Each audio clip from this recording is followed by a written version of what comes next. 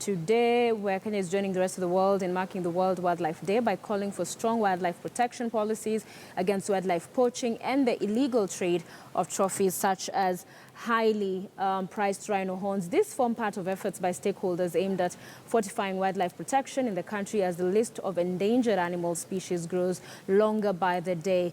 Trix Ingado will have that report for us later on, but I want to now take you live to Nakuru, where the Minister, CS Judy Wahungu, is addressing the people gathered for that event there. World Wildlife Day. This has created problems, including competition for pasture and water resources, habitat fragmentation, and blocking of wildlife migratory routes and dispersal areas. Consequently, this has resulted in an ever-increasing human-wildlife conflicts, which has made those affected to create negative perceptions towards our wildlife conservation. Ladies and gentlemen, as a nation and a people, we have every reason to appreciate and celebrate our wildlife for the many benefits we derive from them. Our economy is to a great extent tourism-dependent and wildlife-related. Unfortunately, this sector of the economy continues to be threatened by poaching and illegal wildlife trade. This is a serious problem, not only in Kenya, but also the entire world. We are appreciative of the recent decision by the government of China to ban trade in ivory by the end of this year. In conclusion, ladies and gentlemen, I'm being very short today because we were here to listen to the voices of the youth, and we have listened to the voices of the youth. Ladies and gentlemen, we need to appreciate that we are a commercial hub for the region and therefore must be extremely vigilant to combat illegal trade in wildlife. My appeal to all of you is that let us continue to recognize the intrinsic value of wildlife and the many economic and social benefits we derive from this important resource. As a country, the wildlife is our national brand. This is indeed exemplified by the use of the charismatic animal species to brand many of our products, including the use of the lion as our national emblem.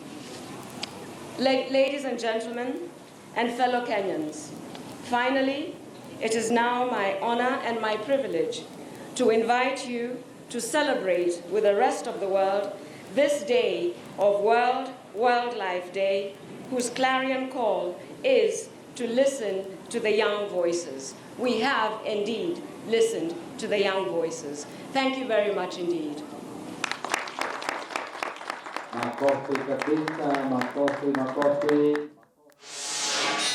All right, Judy Wahungu, the Cabinet Secretary, Environment, Water and Natural Resources, concluding her remarks on the World Wildlife Day. And as she reiterated towards the end, the theme this year is to listen to the young voices. Let's now watch that report by Trix Ingado that highlights some of the issues in as far as protecting wildlife are concerned.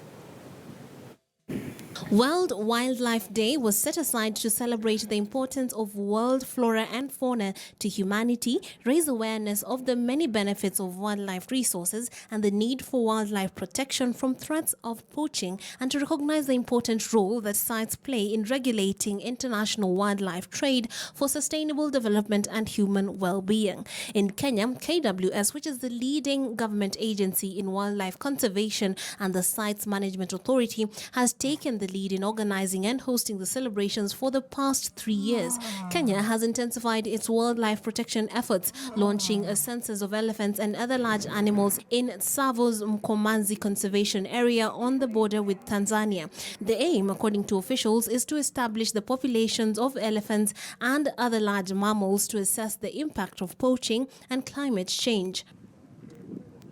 Another conservation effort being employed by the service is lion tracking through fence maintenance and satellite monitoring. Through other conservation partners, 5 lions in the park have so far been fitted with satellite radio collars to monitor their movement and location. They want to be preemptive, they want to be able to be proactive in terms of the management of the lions of Nairobi National Park. And more so because development is only going to increase, it's not going to get less. And therefore they want to do a lot more active management by collaring more of the lions of Nairobi National Park so that they've got information on their movements and they can preempt actions such as those that resulted in the killing of Mohawk and, God forbid, the killing of a human being by lions that are living in Nairobi National Park. IFAW has so far donated 6 satellite collars and 18 camera traps to KWS. The equipment will help improve lion monitoring and hence better inform officials. These conservation efforts come as the world marks the 2017 World Wildlife Day under the theme Listen to the Young Voices. Trix Ingado, KTN News, Nairobi.